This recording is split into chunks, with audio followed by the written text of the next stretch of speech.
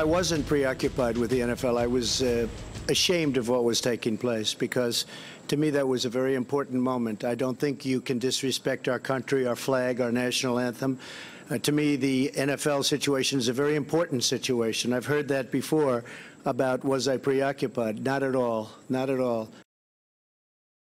Welcome back. The president defending his criticism of the NFL today from the Rose Garden, saying he was ashamed by the protests, and he rejected the notion that the topic, as you heard him say, had distracted him from other issues.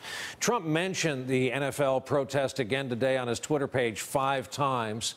It indeed has become a shiny object distraction for all of us in the news media. As health care goes down, as North Korea looms, and as a humanitarian crisis unfolds for, again, 3.5 million Americans. We're joined tonight by political analyst Steve Schmidt, longtime Republican operative, veteran of the Bush White House, veteran of the McCain campaign, and so on. Steve, I was going to talk about the NFL, but let's label it a distraction that has affected the players and fans like you and me of professional football. And let's talk about Puerto Rico. And first, I want to show you something. Our correspondent, Gabe Gutierrez, made his way to the airport in San Juan and did some interviews there today. And these really got my attention. They're gripping, and they speak to the desperation there. And for me, they were reminiscent of a storm I covered in New Orleans a few years ago. We're going to hear first from a woman who's the mother of a 4-week-old infant who has her own concerns about how to care for her baby.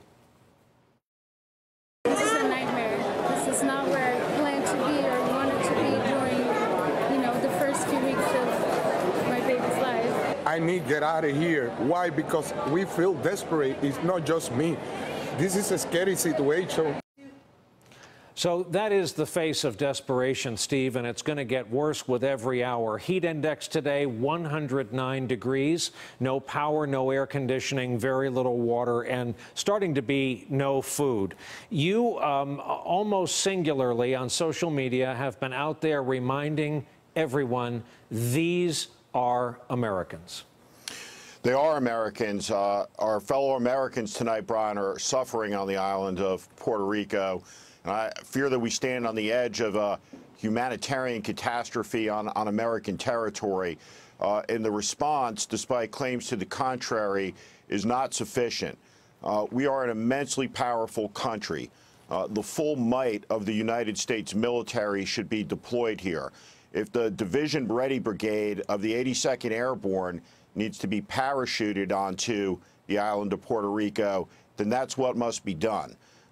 If we need to airlift by C-17 and C-5 Galaxy Puerto Ricans to the mainland, the sick, elderly, with the pregnant woman, children, if we need to get them off the island, we need to do it. There's really only one organization in the world that has the capacity to do the types of things logistically that need to be done here.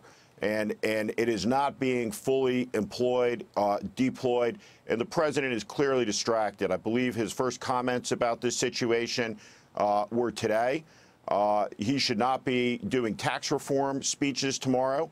He should be in the Situation Room of the White House overseeing this, directing the awesome might and power of the United States government to help our fellow citizens who are in deep trouble tonight. You think this would be a different case if these were 3.5 million Americans on an island named Catalina or Nantucket? Look, I don't know the answer to that, Brian. I think that when you think of Puerto Rico and the U.S. Virgin Islands, it's not shocking to me that a lot of Americans probably don't think of these places as part of the United States. And that's unfortunate, but they are. These are American citizens. Virgin Islanders serve in our military, have served in combat.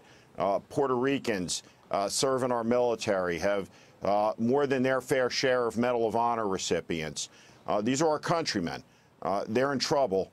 And the government of the United States needs to act here and act quickly. And I think very unfairly, Governor Andrew Cuomo was criticized for visiting the Virgin Islands. Of course, the governor there, Mapp, is a former NYPD cop. There was a connection there. There's a large Puerto Rican population in the state of New York. We need a political leader in this country to step up. Other than the president, maybe it could be Governor Cuomo, but we need some political leaders in this country on this day in, day out. When Americans are in trouble, other Americans don't sit back, hang back, and wait for it to get worse. We act. That's what a great country does. This is about our national honor, and we need to get going here. Hey there, I'm Chris Hayes from MSNBC. Thanks for watching MSNBC on YouTube. If you want to keep up to date with the videos we're putting out, you can click subscribe just below me, or click over on this list to see lots of other great videos.